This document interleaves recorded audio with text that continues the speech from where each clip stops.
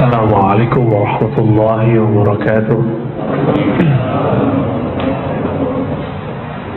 Alhamdulillah rabbil alamin, hamdal hamidin, hamdal mustaghfirin, hamdan yafi ni'amahu wa yukafi'u mazidah. Asyhadu an la ilaha illallah, asyhadu anna Muhammadan rasuluh. Allahumma salli wa sallim wa barik ala sayyidina Muhammad wa ala alihi wa ashabihi wa li baitihi wa dhurriyyatihi ajma'in wa ba'd. Bapak saudara yang bukan Allah, kita masuk ke bab yang judulnya sudah biasa, tapi nanti akan ada hal yang tidak biasa kita dengar di kitab-kitab lain, tapi ada di kitab ini, insya Allah. Kita sering mendengar kata ghibah, ya. Ghibah ini dari bahasa Arab ghaibah, ghaib. Salah satu yang sering kita baca di awal siri orang bertakwa itu, mereka percaya kepada yang gaib. Gaib itu artinya sesuatu yang tidak hadir. Jadi gaib lawannya hadir. Hadir. Giliran si Ahmad tidak datang, temannya bilang gaib, gaib syekh, gitu. Dia gaib, dia tidak hadir. Lalu dalam bahasa Arab itu ada penambahan ta' marbutah, menunjukkan feminim, tapi dia kan gak feminim katanya, cuma menunjukkan statusnya berubah, membicarakan yang tidak tampak tapi kesannya negatif. Nah, disebutlah ghaibah. Jadi al-ghaibah dari situlah kira-kira akar katanya. Ini ghaibah dalam artian akhlak. Adapun ghaibah dalam bab zikir beda lagi. Ya, dalam bab zikir ini masih dalam bab akhlak. Di dalam Al-Quran,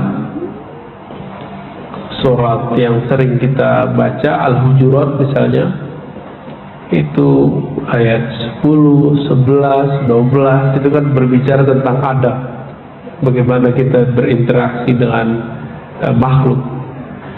Dan tentang ghibah ini atau ghaibah, Allah menyebut, walaupun ini ungkapan majazi bagi ahli bahasa, tapi bagi ahli ma'rifatullah ini hakiki. Apa itu? Ayuhibbu ahadukum ayyakula lahma akhihi mayyita. Kalau kita menggibah seseorang, maka Allah kasih pertanyaan, ayuhibbu ahadukum, apakah kamu suka melahap, memakan daging saudaramu sendiri? Udah daging saudaramu maita, bangkai, dagingnya bangkai, gak disembelih, bau, ya. Daging kita ini kan paling bau, Pak, kalau sudah jadi bangkai. Itu lebih bau dari semua hewan yang ada di muka bumi, karena di dalamnya semua kebusukan ada, semua bakteri ada. Nah, bagi ahli bahasa, menggibah dianggap majazinya adalah makan lahma akhihi maitah, daging saudara seakan-akan. Tetapi di ayat ini tidak ada kalimat seakan-akan. Langsung pertanyaannya, apa kamu mau makan daging saudaramu dan itu bangkai?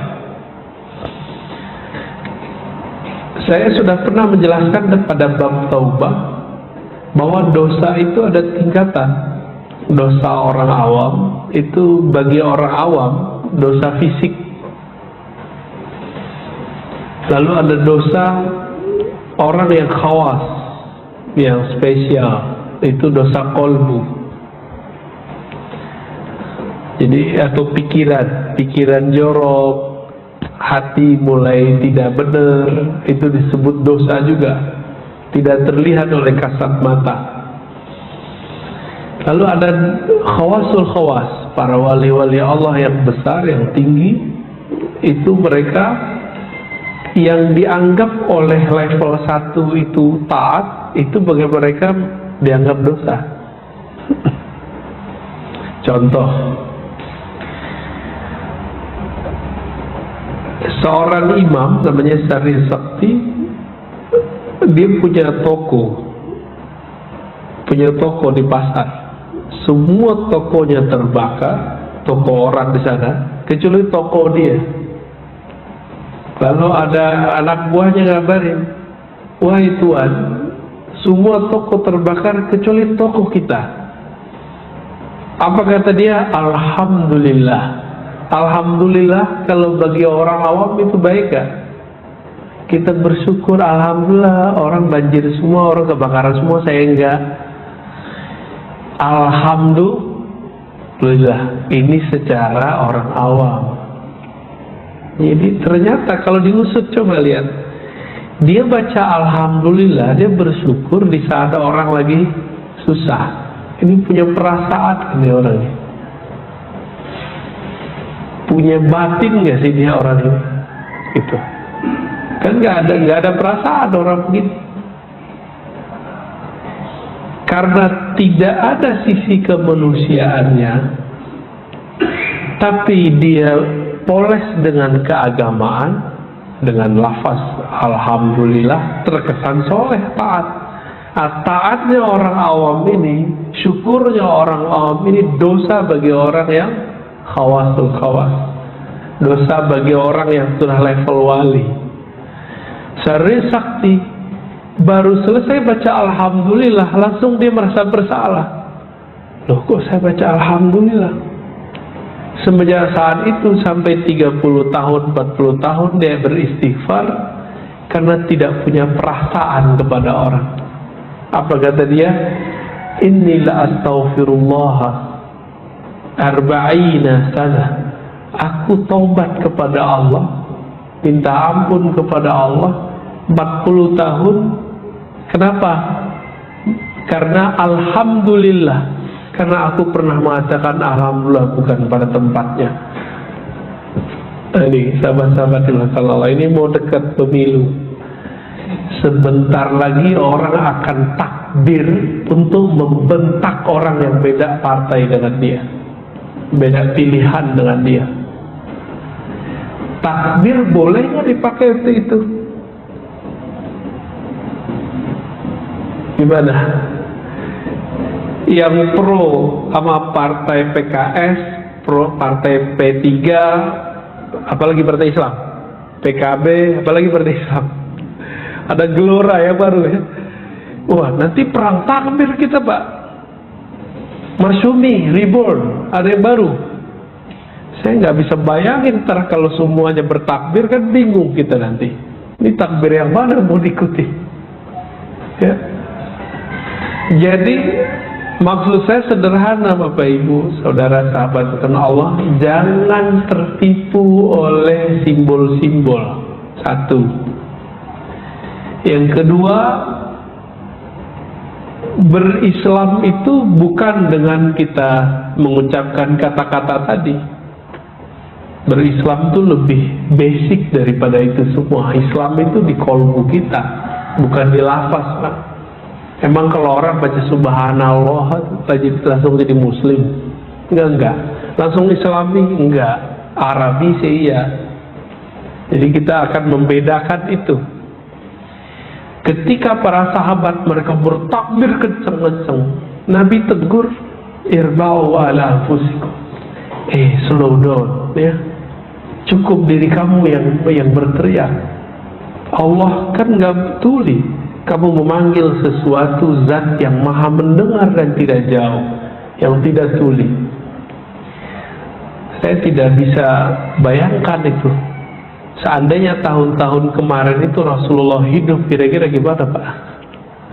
Gak tahu masjid ini apakah menggunakan takbir juga untuk masalah politik. Ternyata yang dipilih dan yang tidak dipilih sekarang satu kabinet. Ya, lucu gak Pak? Bagi saya itu agama dijadikan alat dan sekarang begitu. Dan itu dosa-dosa yang bagi saya itu bukan dosa kecil Pak. Itu dosa besar. Karena meletakkan simbol-simbol takbir bukan pada tempatnya, itu dosa besar bagi saya. Gak tahu bagi Bapak semua ya. Kita kalau ngikutin adabnya Imam Syarif Sakti, kita bisa tobat setiap saat. Saya pernah korban loh Pak, saya dibentak pakai takbir. Kita bilangin, kamu gitu-gitu amat dalam berpolitik. Biasa aja. Aisyah sama Ali perang kok biasa aja. Langsung ditakbirin kita Pak. Gak jauh dari masjid sini. Ya.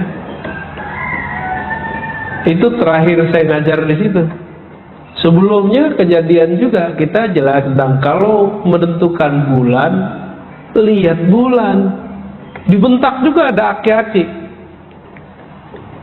Tas, ente pakai otak, hari gini masa masih ngeliat bulan katanya. Nggak ada hadis-hadisan. Kira-kira kalau dihukumi secara hukum itu masih muslim nggak Pak? Nggak ada hadis-hadisan, nggak zaman. Loh kita puasa kan ada hadisnya. Itu kira-kira kalau hukum akidah kafir gitu. Kafir Pak seharusnya.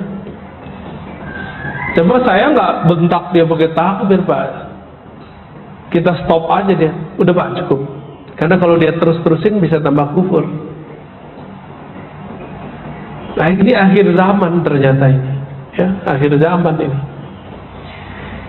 2016 sampai 2019 banyak kawan saya yang sudah nggak mau Jumatan di kantor-kantor. Kenapa? Karena mimbar yang suci ini dijadikan sebagai ajang politik. Hasilnya kita udah ingetin, santai aja Pak politik, ntar juga kalian kaget-kaget. Bener, yang dipilih yang nggak dipilih sekarang satu kabinet. Mau diulang lagi cerita itu, silakan ya. Amal masyitah ya. Lakukan yang kamu mau, gitu aja. Kalau di dalam Al-Quran ketika Allah marah, apa kata Allah? Fa'budu ma syi'tum, yaitu sembah sesuka kamu. Bukan berarti itu seluruhan kebolehan menyembah apa saja. Nah, ini kita berkalam sekarang begini. Saya nggak tahu ke depan gimana ya. Nanti kita dibilang apalah, terserah mereka ya. Karena kita berbuat bukan karena ingin dipuji atau takut dicaci. Innama na'mal lillahi tabaraka wa ta'ala ya. Kita berbuat insya Allah karena Allah Ta'ala ya.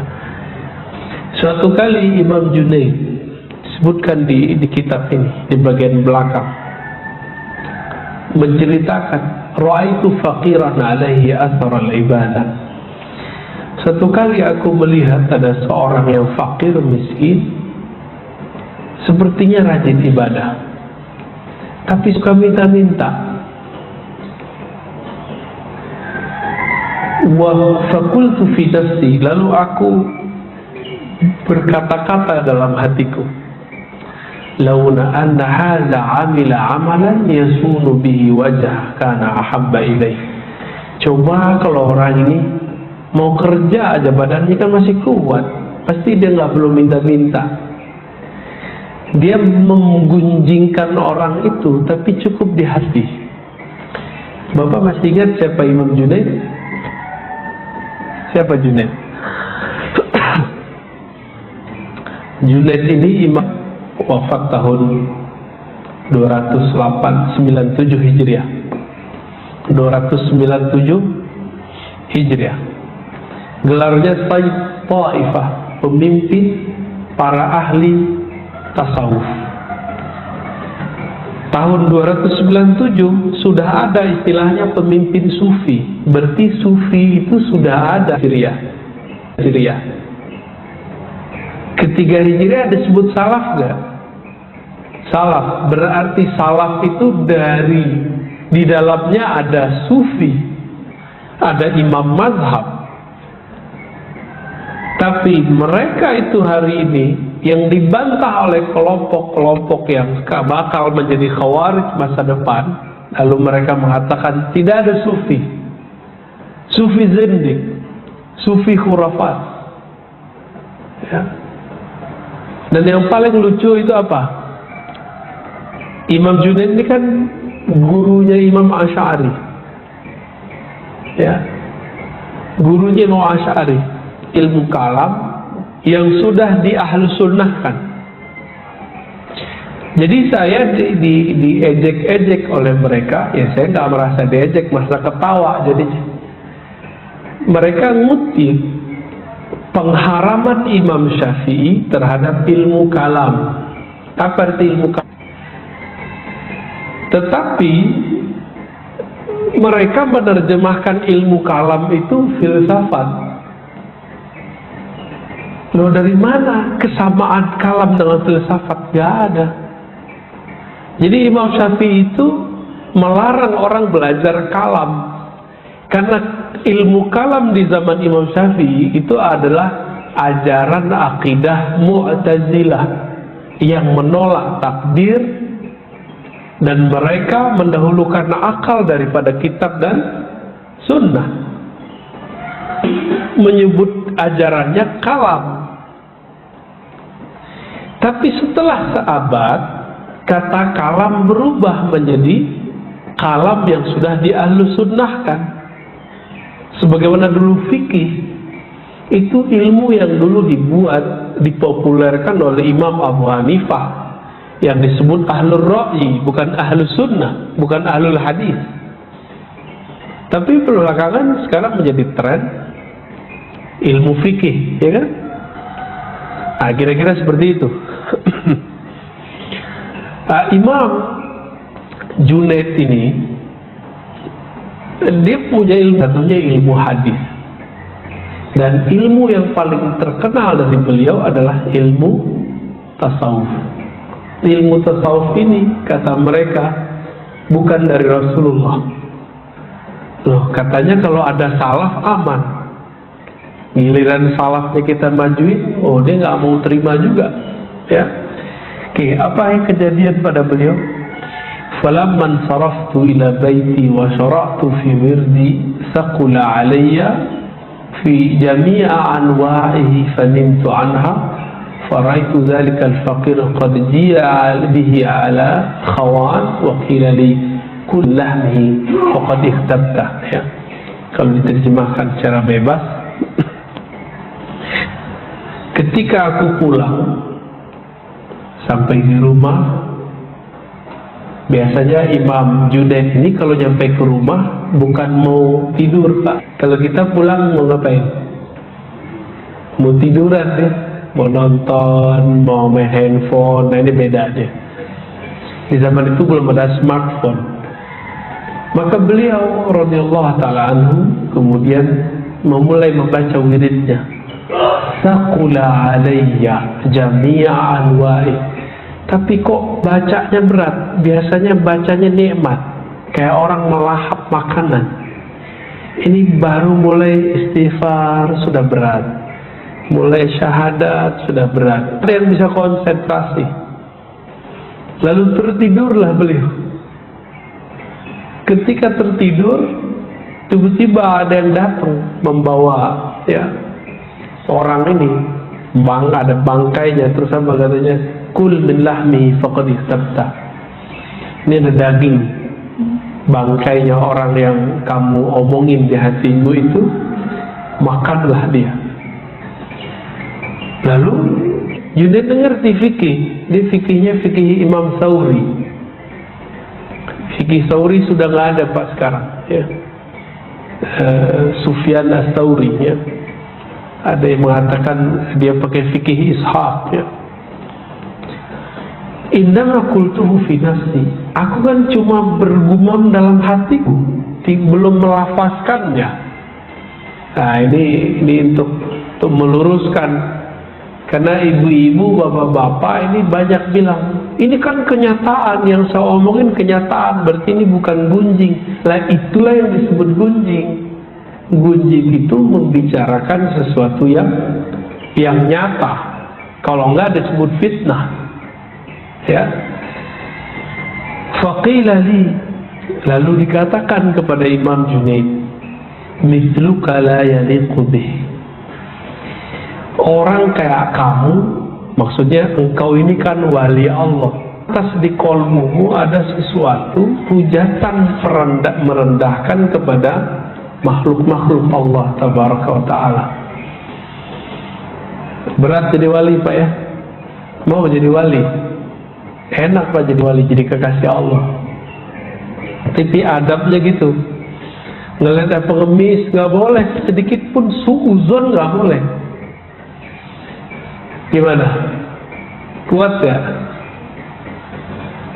Imam kita sholatnya agak panjang, bacanya agak berat. Waduh, gak boleh kesel Pak. Gak boleh kesel kita. Aduh, panjang amat gitu, gak pantas. Kalau cuma jadi wali ya. Dicaci maki orang, gak boleh emosi, biasa aja. Gimana? Kuat gak jadi wali? Nabi Muhammad itu dilempar sama orang, gak balas Pak. Mau jadi wali murid aja kali ya. Falamma asbahtu, ketika esok pagi, nah itu ternyata lagi apa? Beliau ini nyari nih.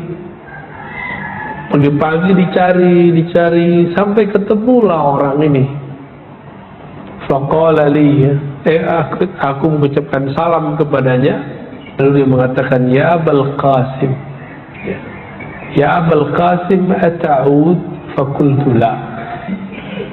Pengemis ini mengerti Pak apa yang terjadi.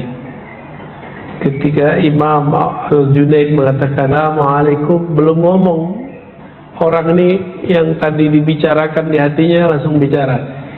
Abul Qasim, apakah engkau akan mengulang kembali apa yang kamu lakukan kemarin, yaitu membicarakan aku di hatimu?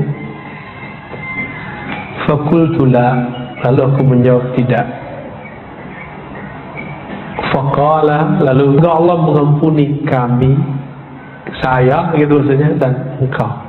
Nah ini adab paling penting ini. Jadi kalau doain orang, doain diri kita dulu baru orang lain. Ini kan sekarang banyak nih lagi tren Allah yahdik, semoga Allah memberi hidayahmu. Iya, kalau Allah ijabah, ente nggak dapat hidayah, dia dapat hidayah. Ini kan sekarang lagi tren deh. Kita beda dikit sama dia bilang Allah yahdik, ya kita aminin.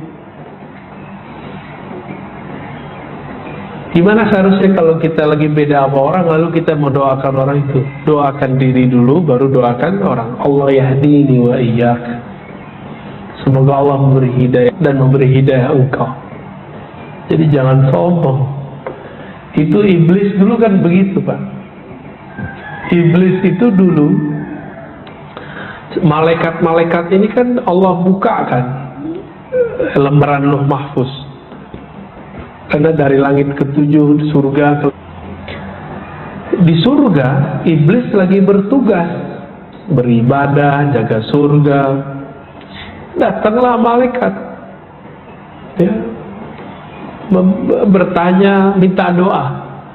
Wahai Tuan Azazil, doakan kami. Ternyata yang dibaca oleh malaikat ini bahwa kan ada sekelompok orang yang sudah setara malaikat nanti membelot durhaka kepada Allah. Malaikat takut.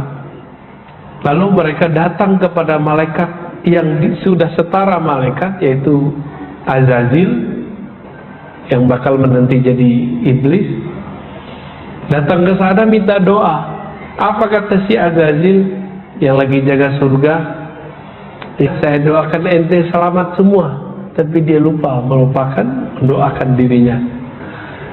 Jadi orang-orang yang merasa dirinya suci, merasa dirinya akan selamat, lupa mendoakan dirinya, nanti begitu, ya. Anak buahnya Azazil semua itu, iblis. Ya. Baik, nah ini cerita yang paling inti di sini. Ternyata hal yang sama terjadi pada Imam Khalid. Maulana Imam Khalid al-Baghdadi Thumma Dimashqi. Beliau pemimpin tariqat 5 tariqah, Naqsyabandiyah, Qadiriyah, Khistiyah, Suhrawardiyah, lalu yang sudah ditajdid namanya Mujaddidiyah. Imam Khalid ini ahli hadis juga, ahli zikir.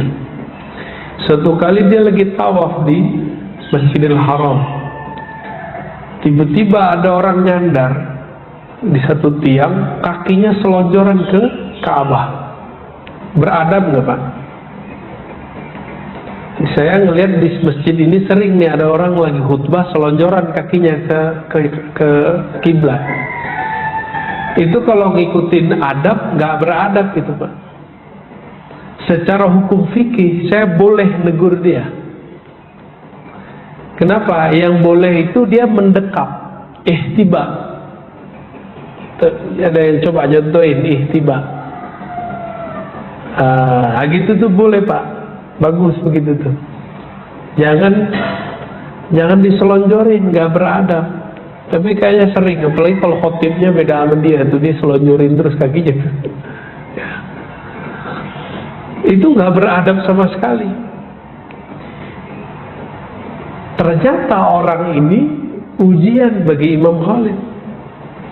Dalam hati dia lagi tawaf. Orang tawaf boleh nggak ngomongin orang dalam hatinya? Atau zikir, yang benar ngapain? Kita lagi tawaf. Tawaf ini kan sama dengan sholat Pak. Sholat itu tawaf sebenarnya. Inna sholati wa nusuki. Tawaf itu kan berpindah dari satu titik ke titik yang lain.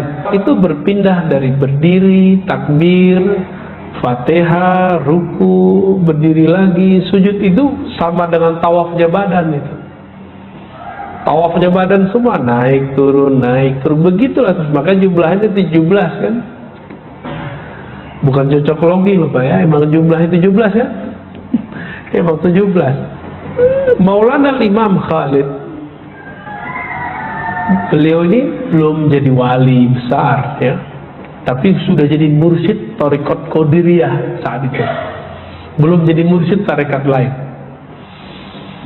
Mursyid ini kan guru yang sudah dapat ijazah, langsung ijazahnya dari ayahanda beliau sendiri. Lagi tawaf dia baca kitab salawat namanya Dalailul Khairat. Kitab Dalailul Khairat ini kitab salawat dia baca, fokus, bilang apa? Aki-aki tambah tua kok tambah nggak beradab, tambah tua kok tambah nggak punya etika, gitu dalam hati dia. Kejadian buat-buat, bukan kejadian cerita dongeng, ini cerita asli. Maulana Imam Khalid ditegur lengkap dengan namanya. Lalu dia lihat, loh ini aki-aki yang tadi kok tahu nama saya. Ketika ditegur, orang itu ngomong, Khalid, gurumu yang akan membuat engkau menjadi wali Allah bukan di sini, lagi di daerah timur, Uzbek, Afgan, sono lagi gitu, udah nyampe ke ujung sana. Terus dalam hati dia mikir, loh kok dia tahu kalau saya lagi nyari guru, nyari wali di Mekah. Jadi saya juga ngalami yang sama Pak. Saya mau cari wali Allah di Mekah, nggak ketemu-ketemu. Wali Allah yang saya maksud yang ahli ma'rifat. Kalau orang taat, orang berilmu banyak. Tapi yang cari ma'rifatullah, ma'rifatul zatillah itu nggak banyak. Beberapa kali kita umroh nggak ketemu. Sengaja saya itu nggak mau bawa jamaah, jadi jamaah biasa. nggak ketemu guru yang saya cari. Persis seperti kita cerita Maulana Khalid. Bedanya Maulana Khalid ditegur, guru ente di sono, udah cepet-cepet selesaiin umroh hajimu, berangkat. Ke depan jangan pernah suuzon lagi sama orang. Begitu ya masih aki-aki itu. Ya ampun ya Pak. Kenapa? Selevel dia kan sudah wali biasa, wali umum. Gak boleh menyia-nyiakan kolbunya. Jadi kalau kita ini mau jadi kekasih Allah, kita wajib Pak sebenarnya jadi kekasih. Merana nanti di surga, di neraka merana ntar. Di surganya merana, apalagi di neraka Pak. Jadi orang kalau belum jadi kekasih Allah, di surganya nanti dia stres. Tapi stres salah surga itu masih enak. Di surga itu nikmat seksual, nikmat makan, minum, rekreasi, semua dikasih. Saya mau tanya Bapak Ibu nih, yang sudah pernah nikah Pak ya, kalau begitu mulu tiap malam bosan nggak? Kayak malam pertama terus, bosan Pak. Nanti akan ada titik jenuhnya ahli surga. Maka mereka mengatakan, ya Rabb, arina wajhak, tolong tunjukkan kami wajah engkau pemilik surga. Berarti surga mendapat bidadari 72 seperti bidadarinya teroris. Kan teroris bunuh orang supaya dapat 72. Loh kita 72 mah dikit. Dikit itu Pak. Hadisnya di Tirmizi dan tidak sampai derajat sahih seperti di Sahih Bukhari Muslim. Hadisnya kalau mau dapat 72 bidadari, boleh nggak apa-apa, kita juga mau kok. Tapi nggak dengan cara bunuh orang. Emang ada Pak mahar surga bunuh orang nggak bersalah? Itu orang waras nggak tuh beragama? Beragama itu apalah takhilun, orang waras. Tapi hari ini kok orang beragama nggak waras, itu kok muncul begitu? Apakah ini fenomena orang stres beragama? Ya udah jadi teroris aja deh gitu ya. Korban hoax itu. Apalagi ini haji, saya bukan orang pemerintah lah Pak ya, karena saya bukan PNS, maka saya nggak ada urusan menjelaskan ini. Tapi kita perlu meluruskan, kita ini jangan kemakan hoax. Haji tahun ini tidak jadi bukan karena Indonesia punya utang, itu nggak ada urusan. Itu karena problem keamanan kesehatan semata, nggak ada urusan dengan yang tadi. Nah, ada persepsi yang berbeda antara kita dengan Saudi juga di masalah banyak hal. Ini karena saya ngelihat di grup-grup ini, waduh Masya Allah ya. Udah baca Pak hoax masalah haji?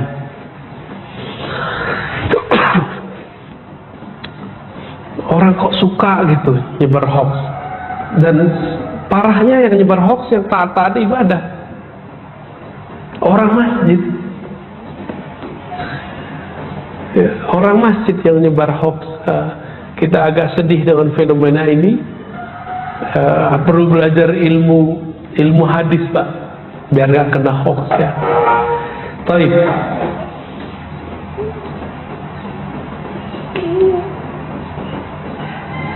Terakhir yang mau saya bacakan di sini,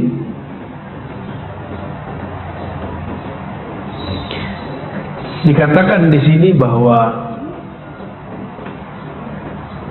Imam Sufyan bin Uyainah pernah menyebut tentang persoalan gibah, ya, menggibah orang di depan Imam Ibnu Mubarak.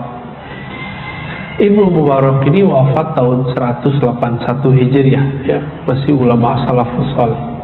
Kitab-kitabnya dijadikan sandaran.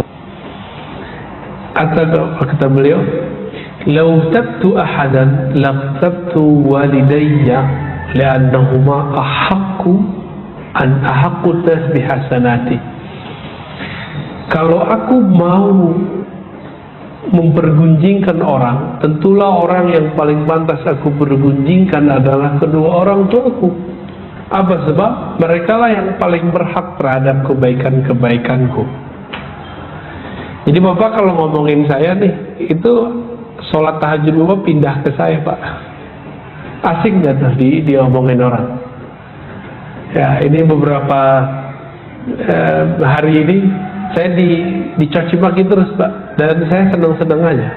Ya. Kenapa? Karena kita ngerasain mereka transfer amal. Karena ada kesalahan dalam cara mereka dalam berkomunikasi, memahami kata-kata kita, ya. Lain waktulah saya cerita, ya. Jadi ke depan ini saya kabarin aja, ya. Akan ada perang, tapi bukan perang militer dalam waktu dekat, tapi perang ideologi dan teologi. Nah, ideologi sudah mulai luntur nih. Yang ada sekarang perang teologi, perang akidah sesama muslim, Pak. Saya berharap jamaah kita bisa tahu jalannya, dia ahlus sunnahnya bersanad atau tidak, ya. Karena sekarang banyak ngaku ahlus sunnah. Maka nanti antara kelompok dengan kelompok akan menggibah kelompok yang lain. Apakah ini boleh? Nah, bukan lagi menggibah, merendahkan. Jadi satu kali ada seorang mengatakan bahwa para ahli zikir yang berzikir dengan biji-biji tasbih itu sama dengan Yahudi. Orang-orang yang belajar sifat 20, Allah wujud qidam baqa, itu orang-orang yang sesat. Gitu, ngomongnya gitu, Pak. Firqatun dolah. Nah, itu mereka sudah serentak, mereka tidak merasa memfitnah kita. Lalu saya pernah coba ngomong sedikit saja, dan itu bukan cacian, bukan fitnah. Saya lagi muji malah. Bahwa waktu saya pergi ke Israel sana, saya melihat ada Yahudi ortodok yang anti dengan Zionis, jenggotnya mirip dengan jenggot salah satu kelompok itu. Mirip. Kita bilang Yahudi mirip mereka, tapi mereka balikin. Ar-Razi memfitnah kami bahwa kami mirip dengan Yahudi. Pemutar balikin nggak? Karena komunikasi mereka nggak beres. Jadi kita ini sudah dibenci lama, cari momen dia untuk menghancurkan, ya. Terus yang kedua, akan Yahudi di sana itu melakukan perempuan persis seperti Salafi, yaitu perempuan dilarang ke masjid dalam tradisi Salafi. Saya ngomong begitu. Saya dijawab, Pak. Mereka ngomong, apa kata mereka? Oh, Syekh Saleh Fauzan tidak melarang ke masjid, tapi dianjurkan di rumah. Oh, sebuah dalil itu mah Syekh Saleh Fauzan pakai dalil, itu mah Rasulullah.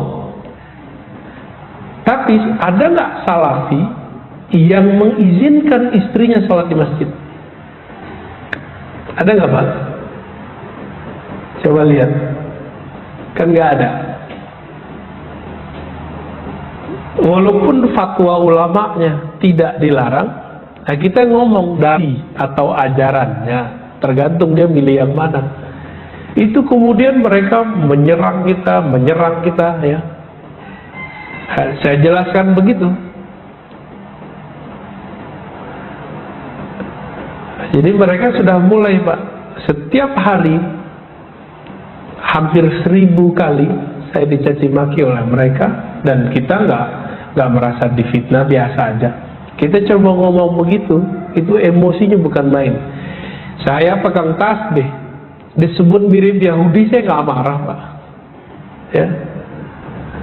Tapi giliran Yahudi kita katakan itu pujian, karena jenggotnya Yahudi ini mirip dengan jenggotnya Sayyidina Harun. Pujian nggak tuh?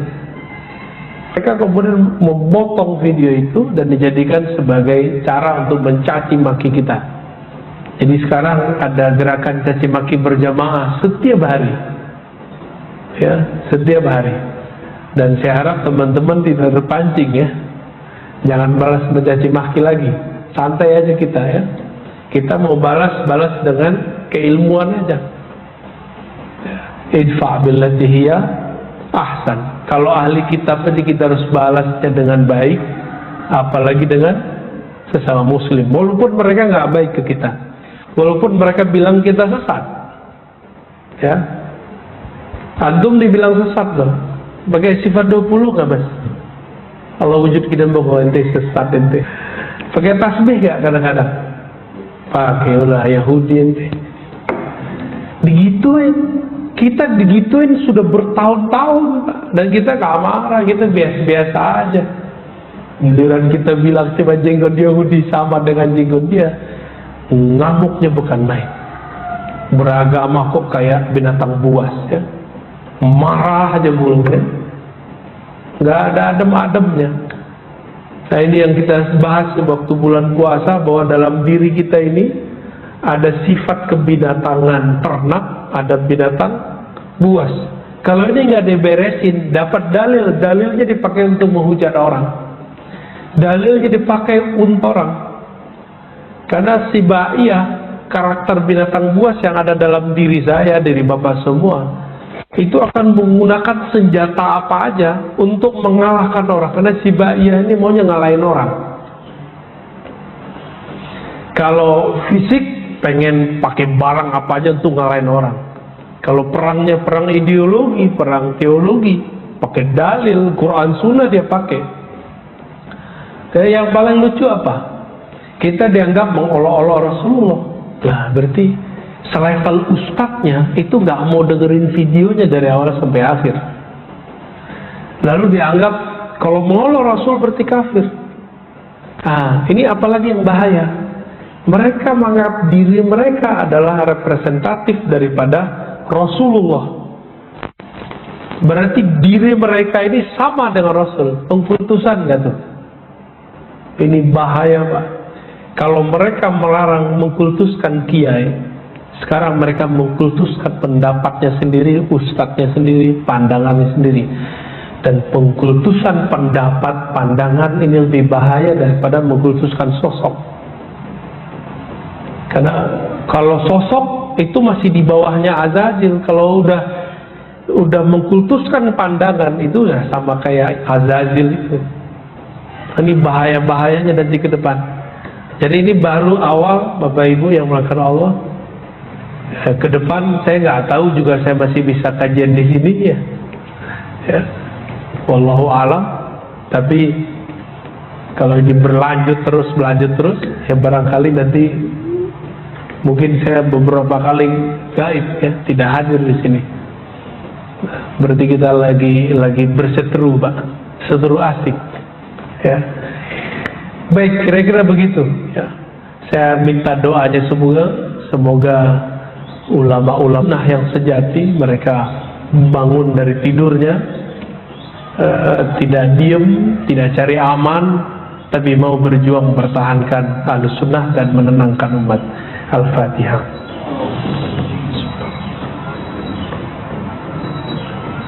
Ya. Semoga Allah mengampuni dosa kita semua. Wallahu ala nabiyina Muhammad.